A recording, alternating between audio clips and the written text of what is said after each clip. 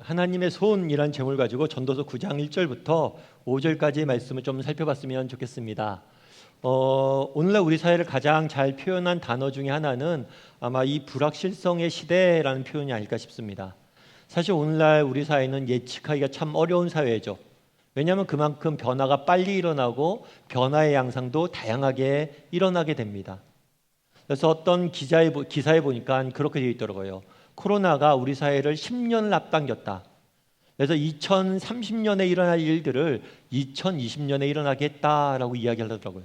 공감이 됐습니다. 온라인으로 수업도 하고 온라인으로 예배도 드리고 많은 변화가 있었죠. 게다가 요즘은 택시 하나를 잡아도 앱이 있어야 잡는다고 그러더라고요.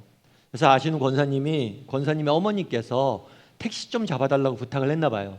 그래서 제주도에 있는 딸에게 부탁을 해서 제주도에서 앱으로 택시를 잡아줬다고 그러더라고요.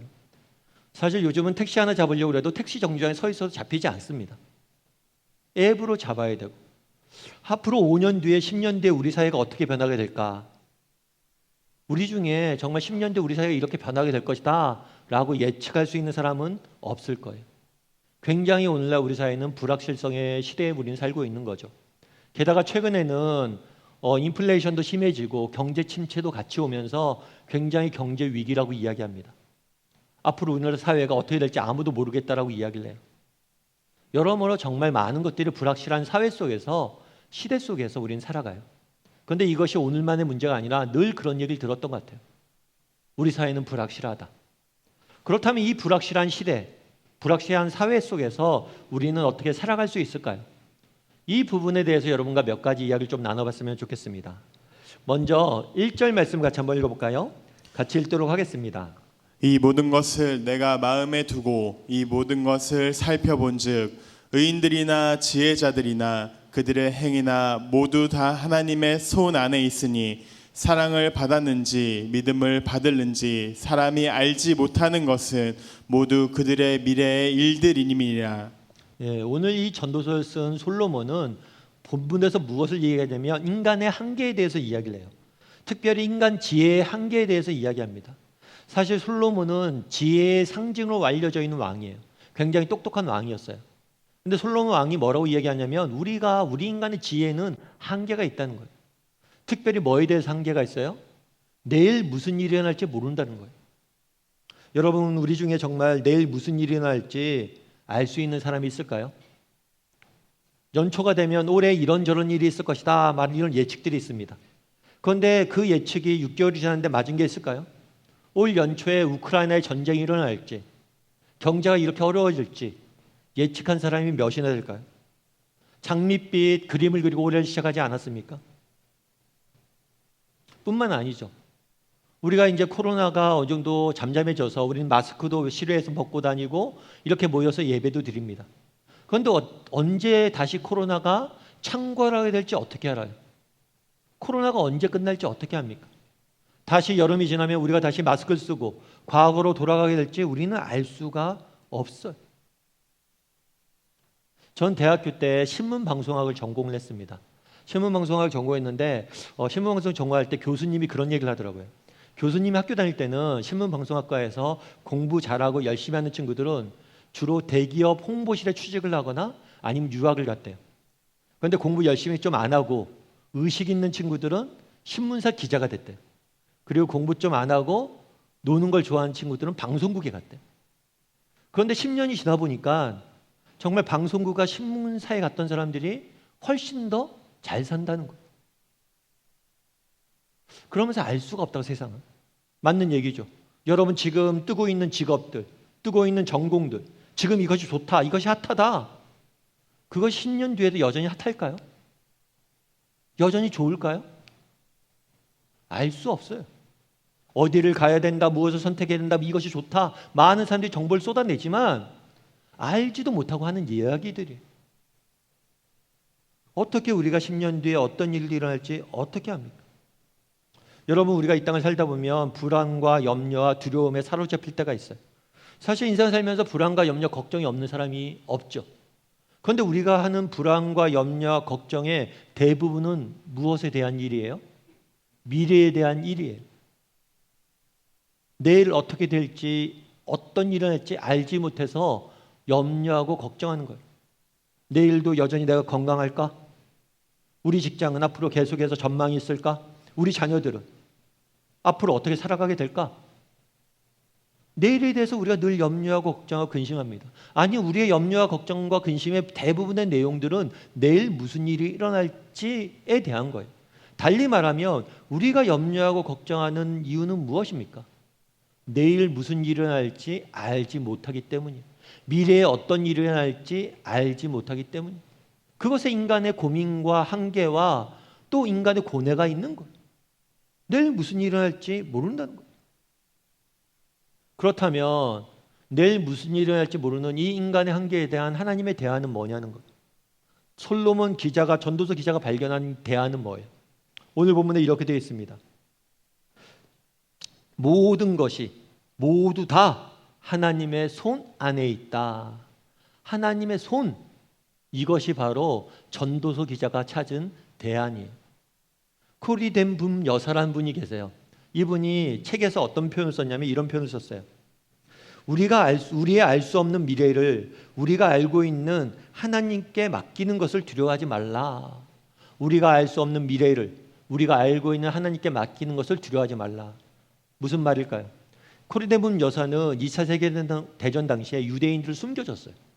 유대인들을 숨겨줬기 때문에 나치 독일에 잡혀서 강제 수용소에 보내지게 됩니다. 여러분, 강제 수용소만큼 내일 무슨 일이 일어날지 알 수 없는 것이 어디 있어요? 내일 당장 간수가 마음에 안 들어서 우리를 핍박하고 우리를 죽이게 될지, 내일 우리가 먹을 것은 있을지, 아니면 내가 내일 당장 생체 실험실에 끌려갈지 안 끌려갈지 아무것도 확실한 게 없어요. 내가 언제 이곳에서 나가게 될지, 옆 수용소에 수용되어 있는 우리 아내는 정말 살아있는지 죽었는지 알 수 없는 곳이 바로 수용소예요. 그런데 그곳에서의 경험들 가지고 이야기하는 거예요. 우리가 알 수 없는 미래를, 내일에 대해서 아는 사람이 어디 있어요? 그런데 우리가 알고 있는 사실이 하나 있다는 거예요. 그건 뭐예요? 하나님에 대해서 우리를 알지 않냐는 거예요. 하나님이 우리를 사랑하시고, 하나님이 여전히 우리를 아끼시고, 하나님이 내 인생을 붙잡고 계시다. 우리가 내일 무슨 일이 일어날지는 알 수 없지만 하나님이 우리를 여전히 사랑하고 계시고 내 인생을 붙잡고 계시다는 사실은 확실하지 않냐? 그 사실에 주목하자는 거예요. 그래서 정말 우리가 알 수 없는 미래를 우리가 알고 있는 하나님께 맡기자는 거죠. 오늘 전도서 기자는 무엇이라고 이야기합니까? 하나님의 손을 바라보라는 거예요. 우리 인생을 붙잡고 있는 하나님의 손을 바라보라는 거예요. 비록 내일에 대한 염려와 걱정과 근심들이 많지만, 그런 것들이 우리에게 찾아올 때가 있지만, 그럴 때라도 우리의 아버지 되신 하나님을 바라보자는 거예요. 여러분, 장미란 선수를 아마 아실 거예요. 장미란 선수는 베이징 올림픽 때 역도 선수였죠. 저도 뭐 역도라는 종목을 좋아하진 않지만 올림픽이고 또 우리나라 선수가 메달을 딸 수 있다는 가능성이 있다고 하니까 봤던 기억이 나와요. 그래서 장미란 선수가 올림픽에서 금메달을 따고 막 기뻐하는 모습이 너무 생생합니다. 많은 국민들이 함께 기뻐했죠. 특별히 장민환 선수의 믿음이 좋았어요. 그래서 끝나고 나서 기도하는 모습이 아직도 생생하고 참 목사로서 감동이 되죠. 근데 사실 장민환 선수가 역도를 좋아하지 않았어요. 어렸을 때 역도를 하기 싫어했어요. 그런데 아버지가 억지로 시킨 거죠. 그렇겠죠. 역도라는 운동이 뭐 재미가 있겠습니까? 아니면 역도라는 운동이 멋이 있습니까? 여자가 하기에 아름다운 운동도 아니잖아요. 그런데 역도를 시킨 거죠. 그래서 억지로 한 거예요. 그런데 재미있는 것은 역도를 시키면서 아버지가 뭘 하라고 그랬냐면, 야, 미란아, 사인 연습해라. 너 사인 하나 만들어라. 사인 연습. 아니, 제가 무슨 사인이 필요해요. 아니야, 너 사인 필요해. 그러니까 사인 연습해라. 그래서 아버지가 사인 연습을 시켰대. 그 사인을 한 거죠. 그래서 자기가 사인을 해주면서 이 사인이 아버지한테 배운 사인이라고. 아버지는 역도 코치였어요. 그래서 장민환 선수의 가능성을 본 거죠. 그래서 네가 지금은 힘들고 어렵겠지만 나중에 억지로 하는 것 같지만 나중에 너 분명히 인정받을 거야. 그런 기대감이 있기 때문에 사인 연습을 시킨 거예요. 우리도 마찬가지란 거예요. 우리 하나님은 우리보다 우리의 인생에 대해서 아시잖아요. 나는 내일 무슨 일이 날지 모르지만 우리 하나님은 나보다 나를 더 사랑하시고 나보다 내 인생에 대해서 더 잘 아시고, 그렇기 때문에 우리의 인생을 인도하시고 준비하고 계시다는 거예요. 그리고 우리 인생을 아름답게 이끌어 가실 거예요. 그 믿음을 가지란 거예요. 바라기는 우리 다음의 식구들이 정말 우리의 알 수 없는 미래를 우리가 알고 있는 하나님, 우리를 사랑하신 하나님께 맡기는 것을 두려워하지 않는 저와 여러분이 되기를 주님의 이름으로 소원합니다. 두 번째로 2절 말씀 같이 한번 읽어볼까요? 같이 읽도록 하겠습니다. 모든 사람에게 임하는 그 모든 것이 일반이라 의인과 악인, 선한 자와 깨끗한 자와 깨끗하지 아니한 자, 제사를 드리는 자와 제사를 드리지 아니하는 자에게 일어나는 일들이 모두 일반이니 선인과 죄인, 맹세하는 자와 맹세하기를 무서워하는 자가 일반이로다. 예. 2절에 보면 계속해서 반복되는 단어가 있어요. 일반이다, 일반. 일반이라는 것은 1반, 2반, 3반 할 때 일반이 아니라 같다는 거예요. 같다. 동일하다. 그러니까 전도서 기자가 이야기하는 거예요. 우리 지혜는, 인간의 지혜는 한계가 있어. 그래서 내일 무슨 일이 일어날지 몰라. 그런데 내가 깨달은 사실이 하나 있어. 그건 뭐냐면 모든 사람에게 일어나는 모든 일이 똑같다는 거예요. 동일하다는 거예요. 다르게 말하면 인생은 공평한 면이 있다는 겁니다. 사실 그렇죠. 우리는 다른 조건 속에 삽니다. 어떤 사람은 굉장히 부유한 조건 속에서 생활을 하고 어떤 사람은 굉장히 가난한 조건 속에 생활을 합니다. 어떤 사람은 어려서부터 정말 몸이 약해서 계속해서 병원 신세 지는 사람이 있어요. 그런데 어떤 사람은 진짜 평생 병원 신세 지지 않는 사람도 있어요. 어떤 사람은 자녀들이 많습니다. 그래서 자녀들끼리 형제 자매끼리 싸우고 다투고 이렇게 자란 사람도 있어요. 어떤 사람은 가족이 독자예요. 그래서 혼자 이렇게 지내는 경우도 있어요. 우리의 삶의 경험은 다 다릅니다. 그런데 삶의 경험은 다르지만 본질적으로 삶의 본질은 똑같다는 거예요. 여러분에게 돈이 얼마가 있으면 행복할까요? 여러분에게 돈이 얼마 정도 있으면 행복하겠어요? 한 1억? 10억? 그래도 목사님 아파트 값도 오르고 그러는데 10억 갖고는 좀 부족하지 않겠습니까? 그럼 한 100억 있으면 행복할까요? 100억 정도 있으면 행복할 것 같아요. 그럴 수 있죠.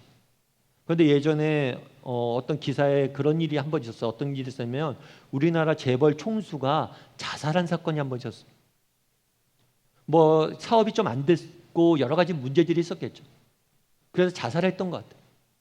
그런데 생각해 보면 아무리 사업이 안 돼도 재벌이잖아요. 재벌이면 가진 재산이 얼마나 많겠습니까? 그런데 그 많은 재산을 가지고 왜 자살합니까? 결국에 인생은 똑같아요. 내가 부유하던 가난하던 우리 인생에 갖고 있는 고민, 아픔, 상처는 동일합니다. 과거에 비해서 우리 사회가 얼마나 잘 살게 되었어요. 저희 어렸을 때만 해도 보릿고개가 있었고 정말 먹을 것이 없어서 쌀이 없어서 정말 쌀 걱정을 했었어야 돼요. 그런데 지금은 굶어 죽는 사람보다 비만으로 죽는 사람이 더 많다라고 이야기합니다. 그만큼 우리 사회가 풍요로워졌어요. 과거에 비해서. 그럼 더 살기 좋아졌나요? 우리 사회는 풍요로워졌는데 과거에 비해서 정신적인 질환을 앓는 사람들은 훨씬 더 많아졌어요. 각종 우울증과 각종 정신질환으로 해서 고통당한 사람들이 너무나 많아지고 왜 살기 더 좋아졌는데 더 많은 사람들이 아파하냐는 거예요. 전도서 기자가 내린 결론은 그거예요. 왕이나 소장농이나 왕이나 농부나 인생의 고민이 똑같구나. 인생이 똑같이 아픔과 상처와 고민을 지고 사는 게 인생이구나 라고 이야기하는 거예요. 고통도 마찬가지고 반대인 행복도 마찬가지. 여러분 나이가 들면 행복할까요? 덜 행복해질까요? 여러분들 나이가 들면서 더 행복해졌어요? 아니면 덜 행복해졌어요? 목사님 그런 생각 안 해봤는데요. 뭐 그럴 수도 있죠. 그런데 제가 한번 기사를 보니까 그런 게 있더라고요. 나이를 들면 더 행복해진대요. 미국에 있는 스탠포드 대학교에서 나이가 들수록 더 행복해진다는 연구조사 결과를 낸 거예요. 근데 이상하잖아요. 여러분 나이가 들수록 잃어버리는 게 많습니다. 건강도 잃어버리죠. 직장도 잃어버립니다. 그리고 많은 사랑하는 사람들을 먼저 떠나보내야 돼요. 잃는 게 훨씬 더 많은 시절이 나이가 든다는 거예요. 그런데 왜 잃는 것이 더 많은데 얻는 것보다 잃는 것이 훨씬 많은데 행복합니까? 그 기사를 쭉 보니까 그렇게 되어 있더라고요. 나이가 들수록 미래가 아니라 현재에 주목한대. 미래에 대해서 젊은 세대는 계속해서 생각하다 보니까 불안과 염려에 떨린다는 거죠. 그런데 현재에 주목하면서 오늘 내게 주어진 것들을 즐길 줄 알게 된대요. 나이가 들면. 그래서 더 행복해질 확률이 높다고 그러죠. 뿐만 아니라 젊었을 때는 성공이나 성취, 물질적인 것에 초점이 많대요. 그런데 나이가 들수록 관계나 정서적인 것에 더 많은 초점이 맞춰지면서 행복을 누리게 된다는 거예요. 다르게 말하면 우리 하나님은 공평하십니다. 행복이란 것을 저 멀리 정말 특정 사람들만 찾을 수 있는 어디엔가 숨겨두지 않으셨어요. 오늘 살아가는 일상, 오늘 가족들과 따뜻하게 나누는 대화, 친구들과 나누는 수다, 또 교회 나와서 서로 대화하고 이야기하고 나누는, 웃어주고 손을 잡아주는 한 가지, 이런 것들이 행복을 숨겨두신 거예요. 똑같다는 거예요. 부하다가 행복한 거 아니고 가난하다가 행복한 거 아니고 경험해 보니까, 왜냐하면 행복은 그런 데 있기 때문이에요. 그래서 공평하다는 거예요. 삶의 본질은 공평하다는 거예요.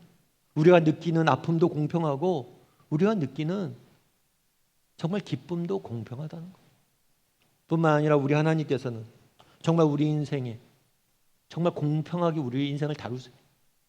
여러분, 송명희 시인을 아실 거예요. 이 송명희 시인이 지은 시 중에서 우리 찬양으로 만들어진 시가 있죠. 나라는 찬양이에요. 나 가진 재물 없으나, 나 남이 가진 건강 없으나, 나 남이 가진 지식 없으나, 나 남이 가지지 못한 것 있으니. 송명희 시인은 어려서 가난한 집에 태어났어요. 그래서 어렸을 때 병에 걸렸는데 그걸 제대로 치료하지 못했어요. 그래서 뇌성마비에 걸려서 평생을 몸을 제대로 움직일 수도 없고 휠체어 신세를 지게 됩니다. 말 한마디 하려고 해도 온갖 인상을 쓰면서 말을 할 수밖에 없어요. 청소년기 때 자기 나이와 똑같은 아이들이 밖에서 제잘제잘 떠드는 소리를 듣고 정말 너무 슬퍼서 자살하고 싶었대요. 그런데 그런 송명희 시인이 하나님을 만났어요. 하나님을 만난 다음에 깨달은 게 있어요. 우리 하나님은 공평하시다는 거예요. 내가 정말 가진 것이 너무 없는데 이 없음으로 인해서 다른 것들을 누리게 하셨다는 거예요. 우리도 마찬가지란 거죠. 인생을 살다 보면 우리가 평생 지고 가야 될 짐들이 있습니다. 평생 낫지 않는 상처들이 있어요. 평생 변치 않는 현실들이 있습니다.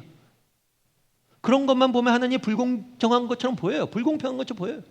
하지만 평생 가져야 될 아픔도 있지만 그건 못지않는 기쁨도 내게 주신다는 거예요. 정말 건강한 사람이 맛보지 못한 기쁨을 내가 맛보았다는 거예요.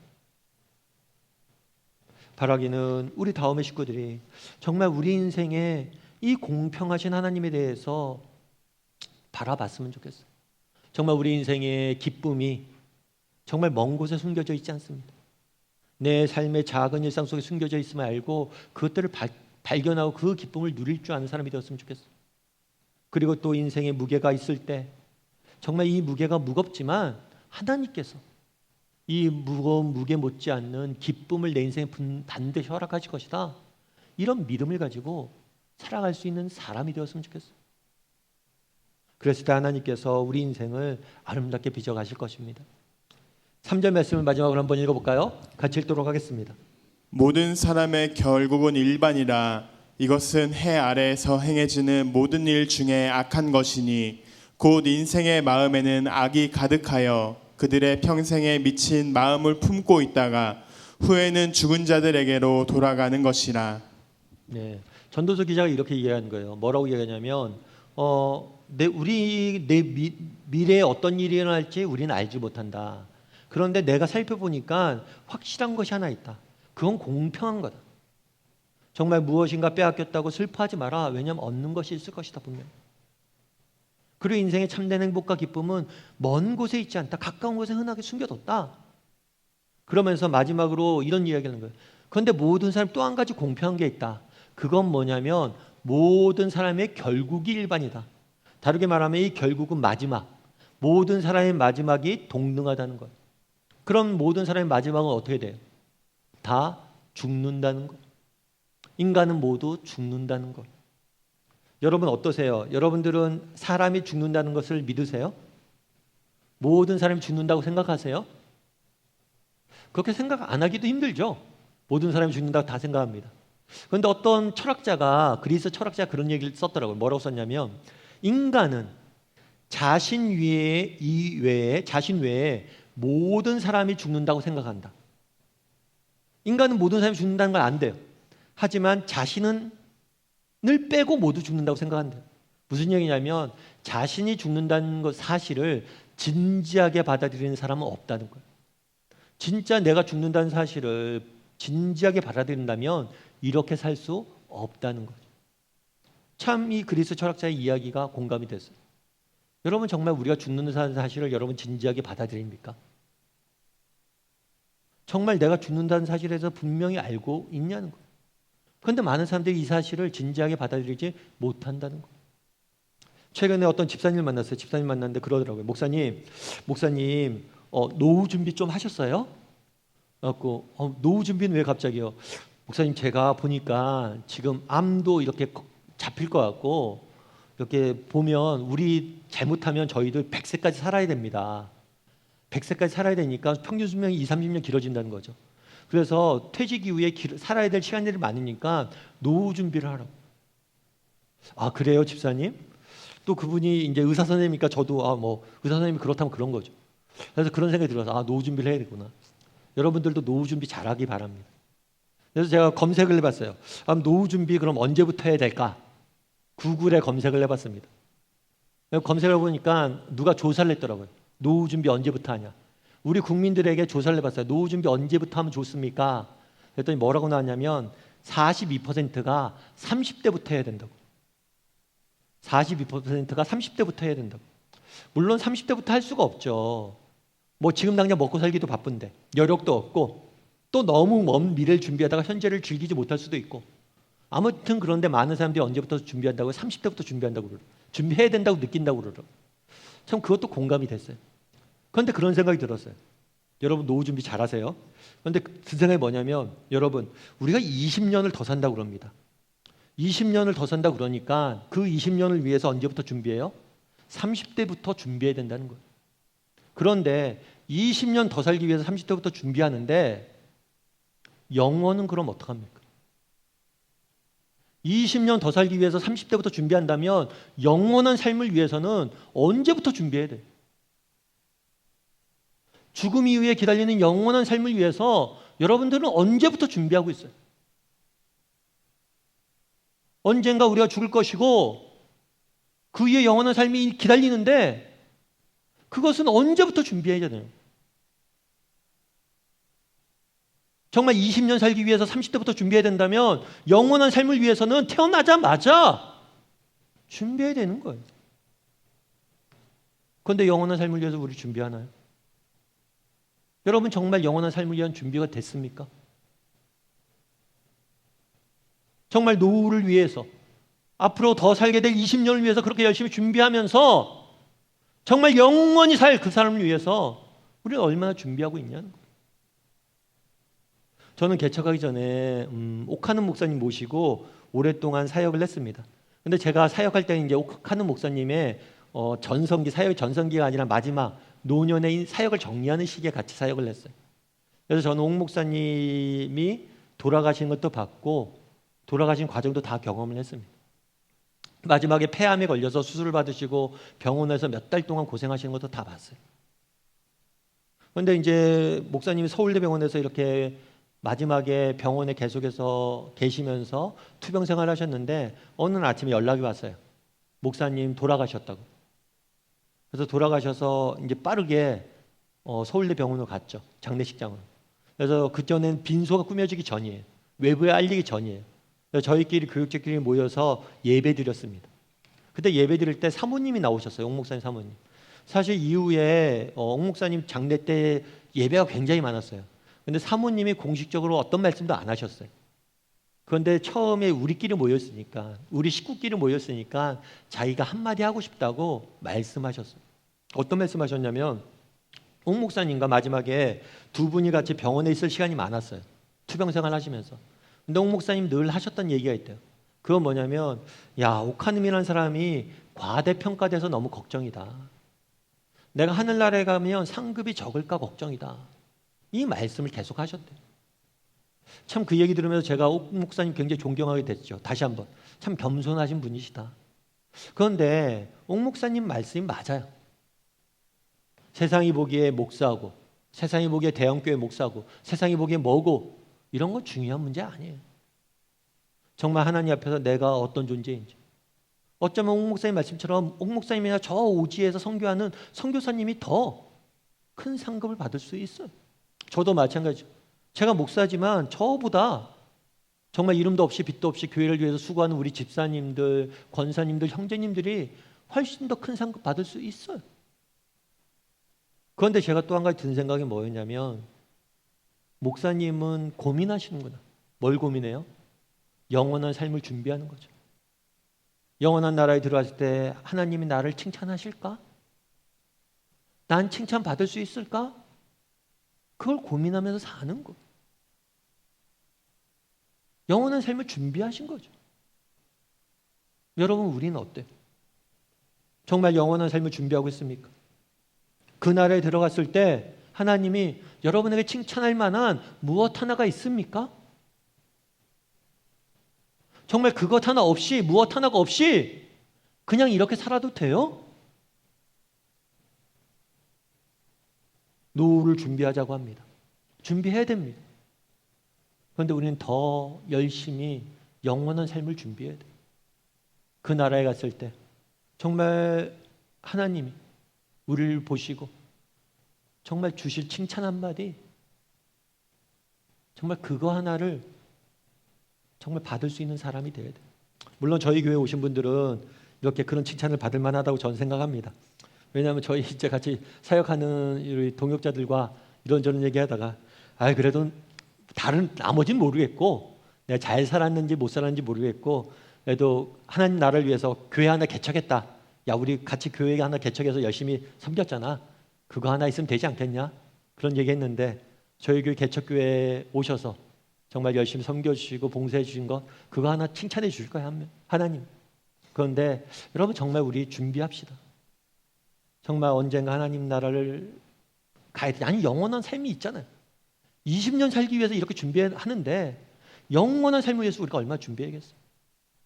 바라기는 우리 다음의 식구들이 영원한 나라를 바라보고 영원한 삶을 바라보고 준비할 줄 아는, 이곳에 준비할 줄 아는 저와 여러분이 되기를 주님의 이름으로 소원합니다.